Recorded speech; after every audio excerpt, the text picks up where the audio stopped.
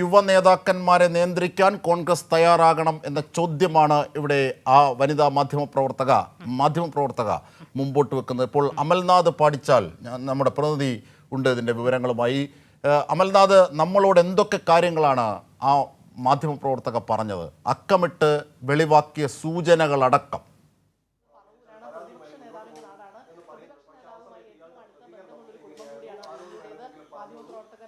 അജിംഷാദ് ഗുരുതര ആരോപണവുമായാണ് Rini and George അല്പസമയം മുമ്പ് മാധ്യമങ്ങളെ കണ്ടിട്ടുള്ളത്. യുവ നേതാവിൻ്റെ ഭാഗത്തുനിന്നും തനിക്കെതിരെ വലിയ രീതിയിൽ, അതായത് മോശമായ നിരവധി മെസ്സേജുകൾ ഉണ്ടായി, മോശമായ രീതിയിൽ ഈ യുവ നേതാവ് തന്നോട് പെരുമാറി എന്ന കാര്യങ്ങളാണ് റിനി ആൻഡ് ജോർജ് പറഞ്ഞിട്ടുണ്ടായിരുന്നത്. ഏകദേശം ഒരു 3.5 വർഷം മുൻപാണ് ഇത്തരത്തിൽ ആദ്യം അദ്ദേഹത്തിൻ്റെ ഭാഗത്തുനിന്നും മെസ്സേജ് വരുന്നത്. അതായത് ഫോണിൽ വാട്സപ്പ് വഴിയാണ് ഇത്തരത്തിൽ മെസ്സേജ് വരുന്നത്. പിന്നീടും ഏകദേശം ഈ 3.5 വർഷക്കാലം ഇത്തരത്തിൽ മെസ്സേജ് തുടരുന്ന ഒരു സാഹചര്യമായിരുന്നു ഉണ്ടായിരുന്നത്. വളരെ സോഫ്റ്റായ രീതിയിൽ അദ്ദേഹം ഇയാൾക്ക് ഈ റിനിക്കെതിരെ മെസ്സേജ് അയക്കുന്നു. ഏറ്റവും ഒടുവിലായി ഈ കഴിഞ്ഞ ഫെബ്രുവരി മാസത്തിലും ഇത്തരത്തിൽ മെസ്സേജ് ചെയ്തിരുന്നു എന്നാണ് റിനി അല്പസമയം മുൻപ് നമ്മളോട് പ്രതികരിച്ചത്. വളരെ അശ്ലീല സന്ദേശങ്ങളായിരുന്നു ഇദ്ദേഹത്തിൻ്റെ ഭാഗത്തു നിന്നും ഉണ്ടായത് എന്നും പറയുന്നു. കഴിഞ്ഞ ദിവസങ്ങളിൽ മറ്റ് ഓൺലൈൻ ചാനലുകളിൽ ഇക്കാര്യം വ്യക്തമാക്കിയിരുന്നു. അതിൻ്റെ ആ ഒരു ഓൺലൈൻ ചാനലിൻ്റെ കമൻറ്റ് ബോക്സിൽ ഒരു യൂത്ത് കോൺഗ്രസിൻ്റെ നേതാവിൻ്റെ പേര് മെൻഷൻ ചെയ്തുകൊണ്ട് നിരവധി കമൻറ്റുകൾ വന്നിരുന്നു.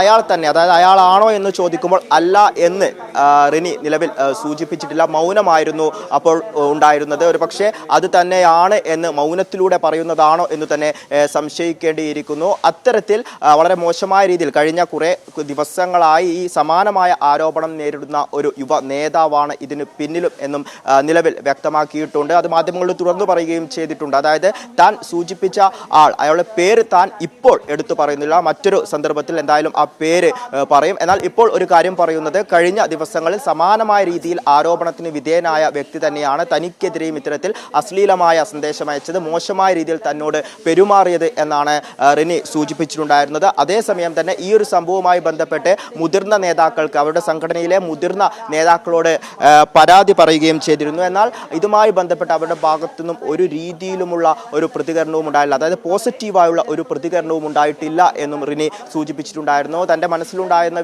വിഗ്രഹങ്ങളൊക്കെ ഉടഞ്ഞു പോയിരിക്കുന്നു എന്ന ഒരു കാര്യമായിരുന്നു സൂചിപ്പിച്ചത്. അതായത് പ്രതിപക്ഷ നേതാവൊക്കെ ആയി വളരെ നല്ല ബന്ധമുള്ള ഒരാൾ കൂടിയാണ്. പക്ഷേ അദ്ദേഹത്തിനോടക്കം ഈ ഒരു കാര്യം സൂചിപ്പിച്ചിട്ട് പോലും അദ്ദേഹത്തിൻ്റെ ഭാഗത്തു നിന്നും ഒരു പോസിറ്റീവായ ഒരു സമീപനം ഈ കാര്യത്തിൽ ഉണ്ടായിട്ടില്ല എന്നും റിനി സൂചിപ്പിച്ചു.